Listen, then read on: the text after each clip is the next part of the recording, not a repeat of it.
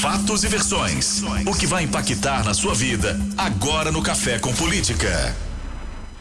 No Café com Política de hoje, o nosso entrevistado é o ex-ministro da Saúde, Luiz Henrique Mandetta. Lembrando que a gente está discutindo essa temática de um ano da primeira morte por Covid no Brasil e temos mais de 270 mil vidas perdidas no país. Ministro Mandetta, bom dia, bem-vindo aqui à Rádio Super, obrigado por nos atender, prazer falar com o senhor. Prazer é meu, Rodrigo, bom dia para todos os amigos de Belo Horizonte, de Minas Gerais e de todo mundo que se liga aqui na Super, um prazer falar com você. Prazer é nosso. Ministro Luiz Henrique Mandetta estava na pasta quando nós tivemos a chegada da pandemia, essa mudança na vida de todos nós. E inclusive era ministro também quando tivemos o primeiro óbito, né? E a gente hoje está relembrando, né? Esse primeiro ano da primeira morte e de lá para cá mais de 270 mil vidas que foram perdidas. Que balanço que o senhor faz dos processos que envolvem a pandemia, da pandemia em si, daquilo que foi feito, daquilo que deixou de ser feito e desse número que nos entristece, mais de 270 mil vidas perdidas, com recordes diários atrás de recordes diários? Olha, Rodrigo, todas as vezes que a humanidade se depara com uma doença nova, da qual se sabe quase nada, e é o que se apresentava naquele momento, nós tínhamos uma informação básica, primária, a China informando que havia um vírus novo, a Organização Mundial da Saúde falando que isso se atinha a cidade de Wuhan. Acho que foi a primeira vez que eu ouvi uma palavra que remetesse a uma cidade de 12 milhões de habitantes na China, a China construindo aquele hospital de campanha, e com a única orientação era: vamos fazer a vigilância e se a pessoa estiver doente, ela tem que ficar isolada. Não havia mais nada de informação. Isso era o mês de janeiro, fevereiro do ano passado. Aquilo rapidamente foi se alastrando. A primeira informação é de que era um vírus lento, de que, olha, se você identificar o paciente e cercar, você asfixia o vírus. Mas o vírus foi se mostrando muito mais competente, ele era um vírus rápido, um vírus muito competente para transmitir. Ele foi ocupando a Península Asiática, foi ocupando o Oriente Médio, caiu o sistema de saúde do Irã, depois ele chegou na Europa, e eu me lembro que o primeiro caso no Brasil foi no dia 26 de fevereiro, era uma quarta-feira de cinzas. E isso dali para frente, a Itália caiu o sistema de saúde, a Inglaterra caiu o sistema de saúde, não havia. A primeira crise que nós tivemos foi que a China fechou completamente a exportação de todos os itens relacionados à proteção dos profissionais de saúde. Nós perigosamente, porque o Brasil desindustrializou completamente a saúde, nós não tínhamos máscara, nós não tínhamos visores, não tínhamos capotes, não tínhamos os equipamentos de proteção individual. Esse foi o primeiro motivo pelo qual todo o sistema de saúde estava em risco, porque você precisa da máscara para operar uma apendicite, para operar um paciente. Então, naquele primeiro momento, era segurar para poder montar o SUS. Esses casos foram aumentando, porque o vírus é altamente contagioso, e as estratégias foram sendo montadas. Primeiro, de criar um sistema de saúde para atender às possíveis necessidades hospitalares. E depois, aguardar a chegada dos equipamentos, quando eles estavam chegando, para fazer a grande porta de entrada da atenção primária, proteger os agentes comunitários, para fazer monitoramento em casa. Nessa fase, eu deixei o Ministério por querer apostar nessa via da ciência, dessa via de proteção à vida, e o presidente entender que era um problema de enfoque diferente. Agora, Mandetta, bom dia, né? Primeiro para o senhor, prazer falar com você aqui na Rádio Super. De lá para cá, nós tivemos Nelson Teich, Eduardo Pazuello, né? Que ocupa o cargo agora. E a gente vê aí muita divergência. Brasil sendo temido pelo resto do mundo como novo epicentro do coronavírus. Eu queria que o senhor fizesse uma avaliação, mais uma avaliação, do que foi feito até aqui. O senhor já falou dessa divergência, né? Esse pensamento, mas com os recursos que o Ministério da Saúde tem, com os diálogos que o Ministério da Saúde tem, com os governos do Brasil de uma forma geral, o que deveria ter sido feito de principal para que o Brasil hoje não vivesse o momento que a gente está regredindo, fechando o comércio mais uma vez, com grandes estados decretando lockdown, com cidades tendo toque de recolher? Olha, Thalita, a gente tinha... O nosso plano todo, ele tinha quais eram os princípios, o que era, o que unia todos. O SUS é um grande pacto federativo, então nós trazíamos o SUS juntos e construímos isso juntos, com o CONAS, que era o Conselho de Secretários Estaduais, e o CONASEMES municipais, dentro do Ministério da Saúde. Os 3 princípios, a defesa intransigente da vida, ou seja, o que nós pudéssemos fazer para proteger vidas, as vidas como um centro de decisões, a proteção absoluta do SUS como meio de proteção à vida, quer dizer, 86% da nossa população é 100% SUS dependente e os 14% do sistema complementar iriam ter que vir para dentro do SUS, ou seja, o SUS seria o grande rochedo. E todas as decisões tomadas com base científica, com base na ciência, porque em tempos de epidemia você tem muito charlatão, você tem muita venda milagrosa e você precisava comunicar bem. Para isso nós montamos os eixos. O primeiro era o da prevenção. O eixo da prevenção era quando você orientava as pessoas para criar uma educação em saúde, criar uma consciência coletiva. Num breve momento, quando eu estava lá, o país estava junto, estava unido. Nós conseguíamos que as pessoas protegessem os idosos, não expusessem desnecessariamente as pessoas de maior risco, dando as orientações para os diabéticos, para os obesos, que eles eram um grupo de risco absoluto, colocando claramente a necessidade de lavar as mãos, porque o álcool gel também estava em falta, então água e sabão faz um efeito tão bom quanto o álcool gel, mostrando depois o uso da máscara, quando a gente pudesse fazer o uso dela para barreira mecânica, para a pessoa não tossir no próximo. Esse era o eixo da prevenção. O segundo eixo era do atendimento. Olha, como que nós vamos atender? Nós criamos toda uma rede pelo 136, uma rede robusta para usar todas as mídias sociais para monitorar, para informar as secretarias, para dar as orientações científicas, médicas e para fazer a testagem. Esse era o eixo da atenção. Depois tinha o eixo do como que vai ser a porta de saída, que era o Brasil começou a chamar todos esses laboratórios, Pfizer, AstraZeneca, para que se viessem ao Brasil para fazerem, o Brasil é um país muito bom para fazer pesquisa, mas já iniciando a conversa sobre vacinas, porque todos nós sabíamos que a saída seria a vacina. Esses eram os eixos. Acontece que o eixo da prevenção, infelizmente, ele foi boicotado, dizendo que, olha, é para aglomerar, vai para cima, cumprimenta, não deixe de fazer suas coisas. A população ficou com uma mensagem dúbia. O eixo da atenção, do atendimento, começaram a polemizar, falando, olha, usa cloroquina, use ivermectina, que resolve, e isso embasado por muitos médicos. O Conselho Federal de Medicina omisso deixou isso, cada cabeça uma sentença.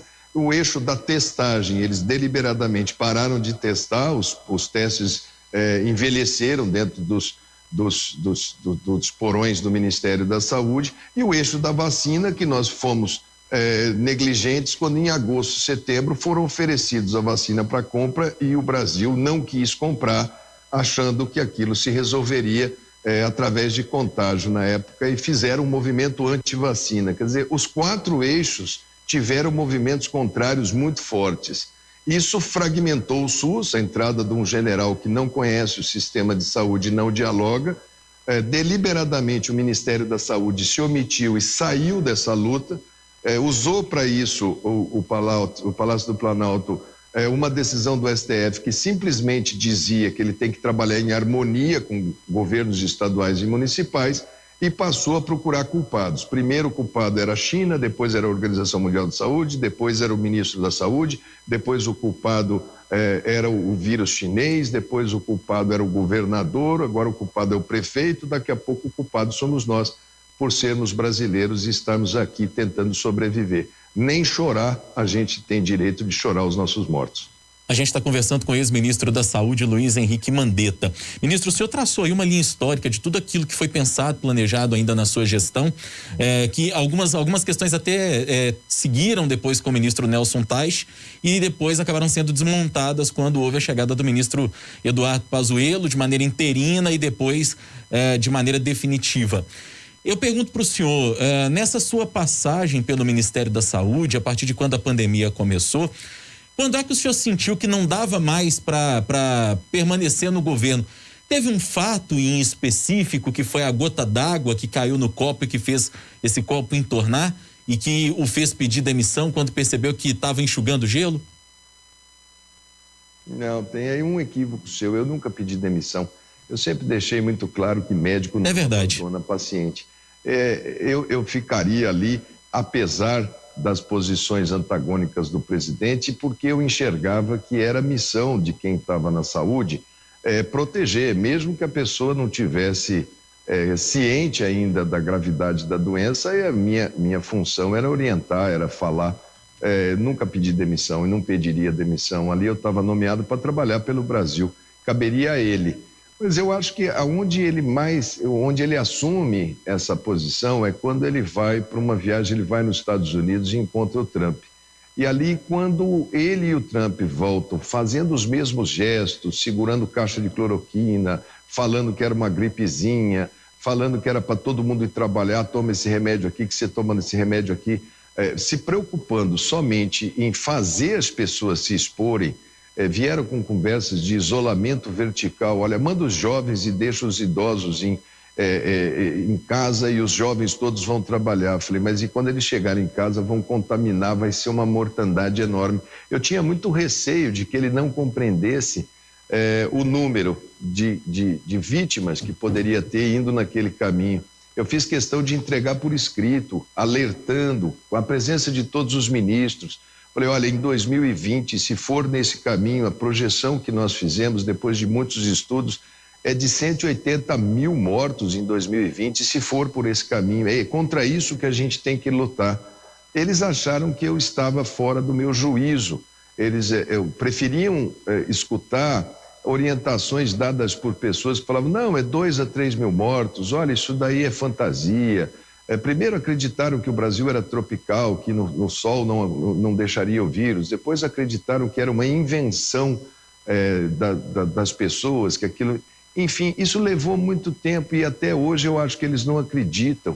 Nós já estamos aí chegando a 270 mil óbitos, porque avançamos e continuamos contando em 2021.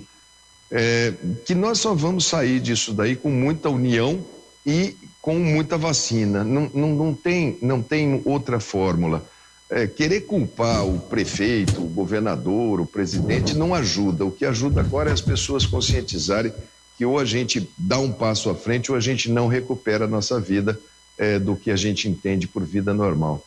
Essa projeção, né, Mandetta, que foi passada há muito tempo, porque hoje a gente tem um total de 273.124 mortes. Em relação à vacina, a gente sabe que o sistema de vacina do Brasil, o sistema do SUS, sempre se viu como um modelo de exemplo. Muito se falava sobre isso, inclusive quando chegou a história de que poderia ter uma vacina no combate ao coronavírus, havia aí talvez uma falta de preocupação, entre aspas, porque muito se falava do sistema eficiente de vacinação no país. Hoje o Brasil ocupa o 6º lugar no ranking de vacinação, ficando atrás de muitos países que tinham aí o sistema criticado em outras campanhas. O que aconteceu, ou o senhor acha que ainda é muito recente, que a gente ainda pode conseguir virar isso? Lembrando que agora estados e prefeituras podem fazer a compra dessas vacinas e vão poder, quando a Anvisa liberar, fazer essa vacinação de acordo com o sistema de cada município, né? O que pode agilizar a vacinação no Brasil de uma forma geral. Mas, em relação ao governo federal, em relação ao SUS, o que faltou ou o que pode ser mudado ainda? Thalita, aqueles 180 mil era para 2020. Dia 31 de dezembro tinha 192 mil. Agora a gente continua contando 2021 e no ritmo que está 2021, o primeiro semestre pode fazer o que a gente fez no ano passado inteiro a continuar nesse ritmo. É assustador, né, Mandetta? Os laboratórios, é assustador. E triste, né? Os laboratórios, quando eles começaram a fazer a primeira fase das vacinas, eu estava ali naquela fase de ministério, a fase 1 que a gente chama, você tinha duas linhas de pesquisa. Um que queria fazer uma vacina nova, com tecnologia nova, que era a Pfizer e Moderna, e os outros que iam usar todo o conhecimento acumulado da vacina da gripe, aquela que usa nos idosos todo ano, para ver se aquele vírus poderia caminhar naquela vacina da gripe. Então, os dois teriam que fazer a fase 3, que é aquela fase de fazer a testagem. Todos esses laboratórios, o sonho de consumo deles era, assim que eu tiver a vacina, eu quero colocar a minha vacina no Brasil. Por quê? Eles têm a rede de vacinação. O Brasil consegue vacinar fundo de vale, consegue entrar na Amazônia, terra indígena, a gente vacina comunidades carentes. O SUS é uma Ferrari, é o melhor sistema de rede para vacinar. E eles sabiam que se você colocasse a vacina no melhor sistema de rede, você iria mostrar os resultados da sua vacina de uma maneira inconteste, porque o Brasil seria a referência. Então, o primeiro país que eles vieram para oferecer as vacinas foi o Brasil, não porque nós somos...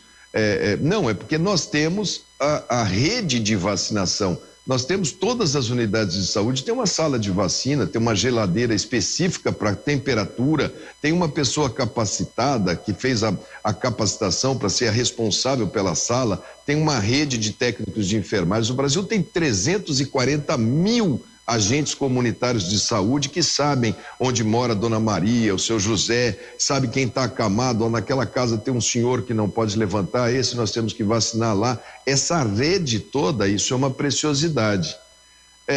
O Brasil achou que ia ter tanta vacina, eu me lembro do presidente falando assim, não, eles se quiserem vêm aqui, que eu vou ver se eu vou comprar ou não. Não, naquele momento nós tínhamos que ter avançado nessa vacina como quem avança num copo d'água no deserto. Nós tínhamos que ter ido em direção a ela, porque ela queria ter vindo em direção ao Brasil.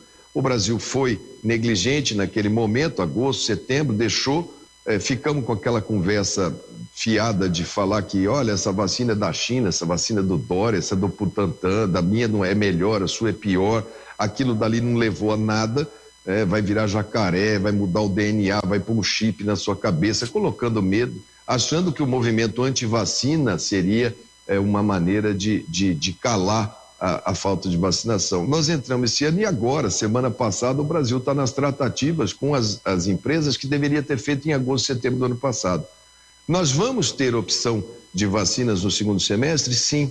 Agora, essa medida que às vezes aparentemente parece uma vantagem, agora o governador pode, o prefeito pode comprar, isso também não pode servir para duas coisas que seriam ruins. Primeiro, a gente perdeu o poder de negociação. Quando o Brasil negocia todo mundo em bloco, você está comprando para um volume grande para o Brasil, o preço cai. Quando você fala, não, a prefeitura de Montes Claros vai comprar sozinha, ela vai pagar muito mais caro do que o que você compraria com um conjunto de pessoas. Depois você pode criar um problema porque o nosso sistema é universal. Se Belo Horizonte tiver a vacina, eu como brasileiro chegar em Belo Horizonte, então Belo Horizonte vai falar assim, não, essa vacina é só para quem é nascido aqui, como é que vai fazer com a Grambel? Como é que vai fazer com as pessoas do Vale do Aço? Elas podem ir, não podem ir? Então essa unidade ela pode ser fragmentada. E também não pode, daqui a pouco, a União está falando assim, não, eu não comprei, mas agora manda o seu prefeito comprar, ele está autorizado a comprar, manda lá ele comprar, manda o governador comprar, porque o que a gente está vendo agora são os prefeitos de governadores, mas principalmente os prefeitos, eu vejo aí a luta do prefeito Calil, é ele que está responsável, é ele que está no para-choque do sistema, ele que está de cara, cidade é a única coisa real, onde você mora, onde você vive, onde você transita, então ele fica sendo o elemento de mais enfrentamento dessa questão. E você pega a União e quer retirar a autoridade, quer minar o esforço. Ninguém faz medida dura porque gosta, faz porque está vendo que o sistema vai entrar em colapso, que não tem como atender. E sistema em colapso morre não só o pessoal do coronavírus, mas morre quem infartou, morre quem teve derrame, morre quem tem diabetes descompensado, quem precisa de um leito de CTI, morre o caminhoneiro que está lá num acidente de estrada. Então, essa questão da vacina, ao mesmo tempo que ela vai chegar ali na frente, eu acho que a partir de agosto, setembro, o Brasil vai estar vacinando bem, nós temos uma Ferrari para vacinar e nós não temos gasolina para essa Ferrari andar. Então a gente fica lamentando ver os outros carros menos potentes nos passar à frente. Tem país aí que não tem tradição nenhuma em vacinação, mas tem população menor, citam sempre o Chile, né? É uma população pequena, um país estreito, mas não tem rede potente e grande igual a nossa, vacinando. Israel vacinando, a Inglaterra está entrando, essa já é uma população maior, entrando num volume bom, os Estados Unidos andando forte, corre o risco deles encontrarem um ponto de vacinação e o Brasil ficar aí mais 3, 4, 6 meses nessa agonia. A gente está com 273 mil mortes no Brasil. Se os protocolos que o senhor defende tivessem sido seguidos, se a vacina tivesse sido planejada, pensada como o senhor defendeu nessa última resposta, você tem uma ideia de quantos mil mortos nós poderíamos ter a menos no Brasil hoje, se a realidade tivesse sido diferente? Olha, eu não gosto muito desses cenários. Se tivesse poupado uma vida, já teria valido a pena. Mas a nossa luta era para ter um número bem abaixo disso. Acho que o Brasil tinha potencial, se tivesse todo mundo junto, a gente tinha potencial de fazer uma coisa inteligente. A gente provavelmente já teria vacinado todos os idosos, já estávamos vacinando agora o grupo de risco. Quando você vacina os idosos, por exemplo, o primeiro pessoal que foi vacinado aqui no Brasil foi a turma acima de 90 anos, os acamados, aquele pessoal. Já tomaram 2 doses. Já caiu expressivamente a internação deles por Covid em hospital. Então, quanto mais você tivesse, menor era o risco de colapso, menor era o risco de você não ter rede hospitalar. Só isso já seria o suficiente para a gente provavelmente estar podendo, não liberar geral, mas estava podendo já administrar melhor a economia. Nós continuamos com armas muito primárias. Essa estratégia militar que foi colocada lá de mandar o povo para frente da guerra, o exército brasileiro, Rodrigo, ele tem 260 mil homens. Essa estratégia já matou o exército brasileiro inteiro. Se fosse uma guerra convencional, nós contra um inimigo físico, mandar soldado sem botina, sem bala, vai lá porque você precisa ir, nós já teríamos perdido o exército inteiro em um ano de guerra. Então, claramente, essa estratégia está equivocada, ela precisa ser repensada, inclusive estratégias de vacinação. Quando você tem pouca vacina, talvez você fazer mais focado. Olha, por que eu vou ter que abrir tanto? Vamos fazer um critério mais por risco. Tá certo de vacinar o pessoal da saúde? Tá certo, porque é eles que vão cuidar. Tá certo de vacinar a população indígena? Tá certo, porque os indígenas têm um sistema de anticorpo muito frágil em relação a vírus. Mas aqueles indígenas que estão em área de isolamento. Agora você pega o indígena urbano, que já está tão climatizado quanto está climatizado, antropizado, se movimentando, ele já tem o seu sistema imunológico muito similar ao do homem urbano. Então ele tem que entrar muito mais no critério biológico. Vamos vacinar os quilombolas? Vamos vacinar. Você tem eventualmente comunidades isoladas que precisam de proteção por falta de anticorpos, ótimo. Os idosos quilombolas, todos, vamos juntos. Agora, você falar, não, pelo fato de ser quilombola, eu vou vacinar uma pessoa de 21 anos. É uma dose que você está usando que está faltando para aquele diabético, para aquele de 70, que é aquele que vai entrar dentro. Depois eles estão discutindo assim, não, o primeiro que nós vamos dar é caminhoneiro. Adoro os caminhoneiros, mas agora é hora da gente pensar, olha, nós temos poucas vacinas, vamos ser cirúrgicos, vamos entrar naquele que tem potencial de complicação. Se ele for borracheiro, garçom, caminhoneiro, físico nuclear, qualquer coisa, ele é uma vida e essa vida pode complicar. E qual é o critério de complicação? Então nós vamos nesse aqui. O pessoal da educação, se o Brasil quer reabrir as escolas, vai ter que vacinar o pessoal da educação, porque o Brasil já falou, eu não vou vacinar abaixo de 20 anos. Então, o pessoal da educação precisa ser vacinado, porque o pessoal de 0 a 20 anos vai sempre estar à mercê do vírus. Ele sempre vai ter essa doença, porque o Brasil já avisou que não vai vaciná-los. Nós vamos vacinar aí algo em torno de 160, 170 milhões de brasileiros. Então, isso tudo tem que ser dito para as pessoas com muita transparência, explicando o porquê das coisas. E combinado com a ciência, combinado com as secretarias municipais, para a gente ir diretamente naquilo que está afetando. Regiões que têm muitos habitantes por quilômetro quadrado, cidade que força contato, como é o caso da Grande BH, é uma abordagem diferente do que uma cidade que está lá no cantinho da serra, que tem condição com medida não farmacológica. Ele sabe, olha, o pessoal aqui só se aglomera quando está naquela igreja ali, vai nesse mercado aqui. Com 3, 4 medidas de orientação, a gente consegue proteger nossos idosos, a gente consegue desviar disso. Então, vamos usar essa vacina dessa maneira horizontal, vamos mandar 10 doses para lá, quando essas 10 doses podiam tirar 10 pessoas do CTI. Quem que está colaborando para mandar as pessoas do CTI? Então, está faltando para esse governo, com esse ministério, está faltando massa cinzenta, está faltando gente para pensar junto, fora da caixinha. Para chamar a ciência, eu me baseava na Universidade Federal de Minas Gerais, na USP, Evandro Chagas, Butantan, todo mundo, olha, vem aqui, vocês são conselheiros do ministro, eu coloco essa pergunta para eles e eles têm que processar e me devolver. Dizer, não, eu acho que isso não, isso sim, depois no final você tem que achar o consenso e conversar com a população, ter transparência, falar, na hora que eu tiver para todo mundo eu faço. Então, a estratégia está muito ruim, esses números estão muito ruins, as pessoas estão fadigadas, as pessoas das empresas estão fadigadas, os prefeitos estão fadigados e os mais fadigados de todos, que não tem sequer uma palavra de carinho, são as minhas enfermeiras, os meus fisioterapeutas, os meus médicos brasileiros, que estão aí trabalhando no limite do impossível, gente. Não tem condição. A pessoa fala, por que não abre mais leito? Porque não dá, leito de alta tecnologia não é assim que abre, é difícil, é complexo, tá? Nós estamos trabalhando com a máxima capacidade que a gente tem. Então, é um conjunto de fatores, Rodrigo, mas é uma somatória de decisões erradas. Infelizmente, Mandetta, nosso tempo aqui é corrido, né? A gente precisa encerrar. E a agenda dele também, né? E a agenda do senhor também, a gente sabe. Então a gente encerra agora a entrevista com o ex-ministro da Saúde, Luiz Henrique Mandetta. Obrigada pela entrevista do senhor, espaço aberto aqui sempre na Rádio Super.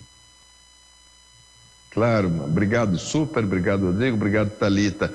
E vamos se unir, gente, vai dar tudo certo, a gente vai sair disso junto, a gente vai ter a nossa vida de volta. Vamos cada um fazer sua parte. Eu participo muito dessas entrevistas e me uso aqui da Super pela audiência que tem para pedir para as pessoas, protege as pessoas, protege sua mãe, seu pai, sua madrinha, sua tia, seus entes mais queridos. Jovem, você não é invencível, tem muita gente enroscando com 30 anos, 20 anos, indo a óbito, indo para o hospital, concorrendo por leitos. Calma, as festas vão voltar uma hora com condição de fazer festa. Fazer festa hoje em cima de óbito, de cadáver, é muito fúnebre, é muito complicado. Então, vamos dar as mãos, vamos rezar, respeito todos os credos, que nosso Senhor Jesus Cristo proteja a todos, mas que Nossa Senhora Aparecida esteja com vocês. Um abraço e muito obrigado pelo convite de estar aqui com a Super, junto com você, Thalita, e você, Rodrigo. Nós é que agradecemos, ministro. Muito obrigado, foi um prazer ouvi-lo. Como disse a Thalita, microfone sempre aberto.